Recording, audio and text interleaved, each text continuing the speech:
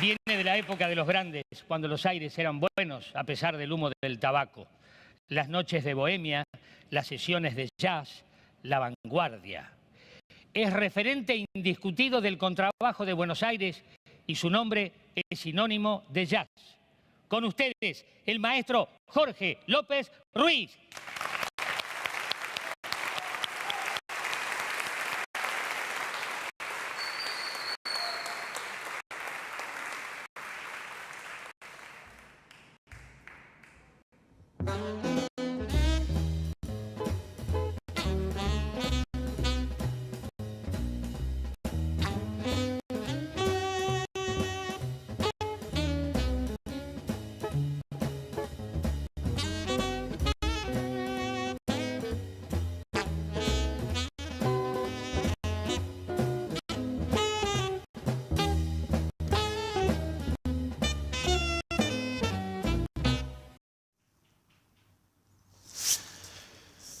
Seguramente he sido, en una humilde medida, un iniciador de cosas que alguna vez pasaron y siguieron por suerte.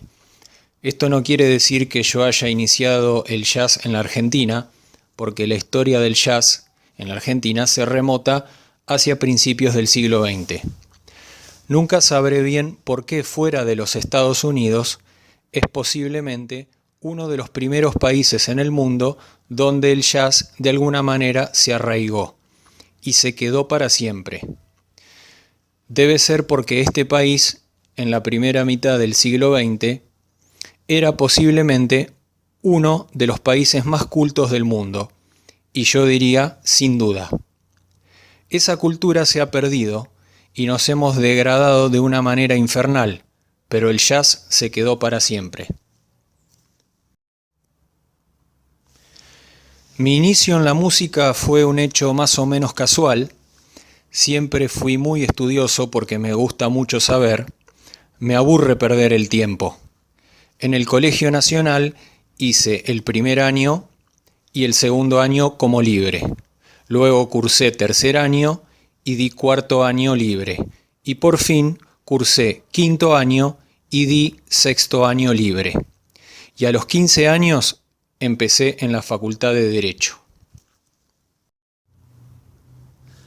Recién llegado a Buenos Aires, yo soy nacido en La Plata, con mi hermano, que es más chico que yo, vagábamos por las calles de Buenos Aires y nos metíamos en los cines de la calle Lavalle. Un día vi una película que aquí en la Argentina se llamó Luz y Sombras, sobre la vida novelada de Bix Beiderbecke, trompetista estadounidense. Y la trompeta era interpretada por Harry James. Por esa película me compré una trompeta. Hasta que un día uno de mis profesores de Derecho me preguntó por qué estudiaba abogacía si tanto me gustaba la música. Por la forma en que me lo dijo, decidí dejar de estudiar y decidí que mi vida iba a ser la de un músico. Así empecé. Empecé a tocar en las llamadas orquestas de cambio, que tocaban los lunes, junto a músicos como Lalo Schifrin, Pichi Mazzei y Branca. Eso fue en el año 50 a 52. 3 o 4 años después, con la orquesta de Lalo, tocaba las dos cosas, o la trompeta o el contrabajo, según hubiera contrabajista o no. Hasta que un día me robaron la trompeta y no la toqué más. Igual me gustaba más el contrabajo. Sí, fue y en un momento dado tocaba las dos cosas. 3 o 4 años después, con la orquesta de Lalo tocaba las dos cosas, según hubiera contrabajista o no, yo tocaba el bajo o no. Y un día me robaron la trompeta y no toqué más la trompeta. Me gustaba más tocar el bajo realmente. Hoy, 5 de junio del 56, en Buenos Aires, siendo las 21:40, lanza Splendid, lo distinto y jerárquico en música popular bailable. Aquí, esta primera presentación de la más extraordinaria orquesta de jazz reunida hasta el presente en nuestro país. Tenderly, tiernamente, por la formidable alineación de Lalo Schifrin.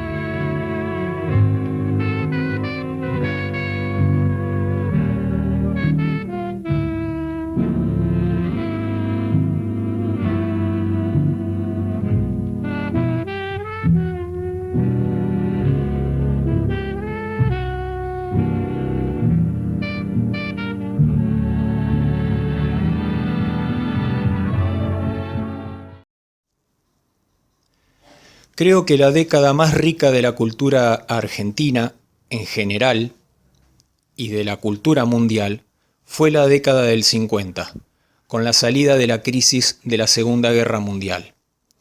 Fue la gran revolución cultural mundial.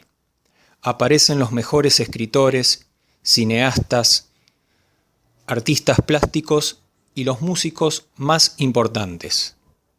Y también en la Argentina, como por ejemplo Salgán y Piazzolla. Piazzolla me persiguió para estudiar con Ginastera, con quien tuve una relación no muy larga, pero sí fue larga mi admiración hacia él. Alguien que considero un genio. A él lo considero mi maestro. Con él estudié 3 años. Me enseñó teoría musical y composición. La parte fundamental de mi carrera, estrictamente profesional, comienza en los años 60, con la cinematografía, algo que me gusta con locura. Musicalicé aproximadamente 60 películas.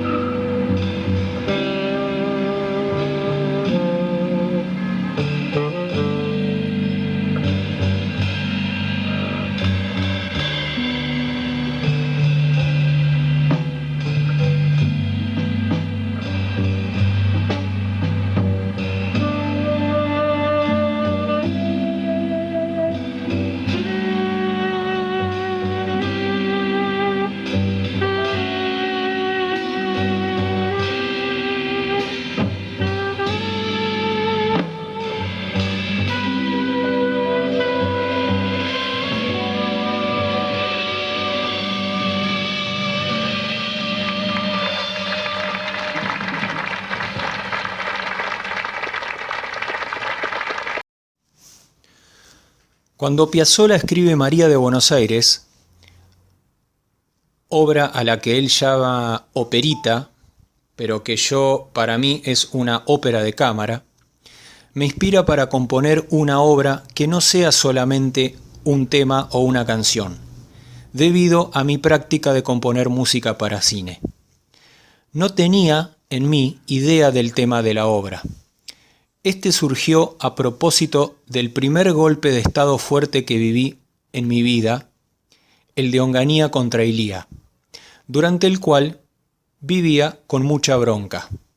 Yo tenía 30 años y después de una entrevista televisiva donde despotriqué contra Onganía, una persona me invita a tomar un café y me recomienda escribir todo lo que yo había dicho en ese programa. Le dije que yo no era escritor. El hombre me dijo: ya sé que no sos escritor. Escribilo en música. Ese hombre era Arturo Jauretche. Así fue como surgió Bronca. Llegaron todas las broncas inmigrantes y trajeron la historia y la leyenda.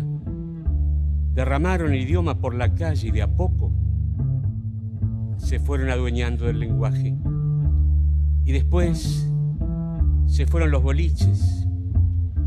El estaño se apagó como las velas y el vino empezó a tomarse con apuro. Y alguien dijo amor en una esquina del centro y se olvidaron del tango y el compadre. Entonces la ciudad se fue poblando de vacíos.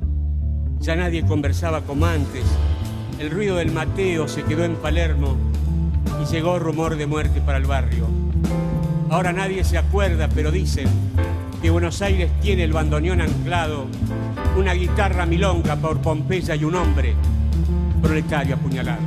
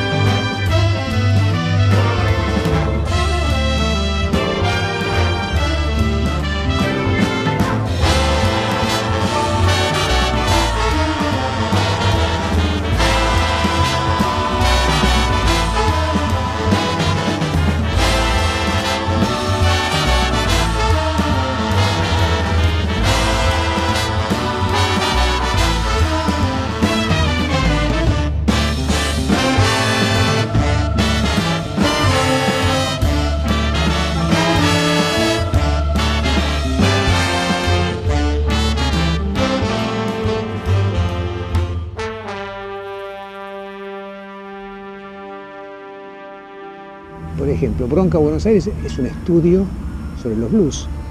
Todo Bronca Buenos Aires es un gran blues. ¿Te das cuenta? Traído, llevado, estirado, no te da. Es una obra de composición, ¿viste? Con una temática. Porque yo no creo en el arte por el arte mismo. Nunca creí. Me tomo las palabras que estudié en el Colegio Nacional de un libro de André Gide, que no me acuerdo cómo carajo se llama, que dice: si veo una esteta, mátelo. Así empieza. Si veo una esteta, mátelo. Y tenía razón. Porque si el arte no sirve para algo, no sirve para nada. Si no tiene una razón social en un contexto, no sirve para nada. Los grandes artistas de la humanidad han sido tipos que han dejado un testimonio que tenía que ver con ese contexto, que tenía que ver con esa realidad social, si no, no existirían más. Luego de Bronca Buenos Aires, compuse la continuación en el año 1971, que se llamó Coraje. La grabamos en la RCA Víctor, para que sea lanzada en el año 1972. Era la época del fin de la dictadura y la vuelta del peronismo. No sé cuál fue el fenómeno político real del momento que hizo que la RCA quemara los másters por miedo a una represalia. De esa obra solo quedó la partitura. No llegó a ser editada.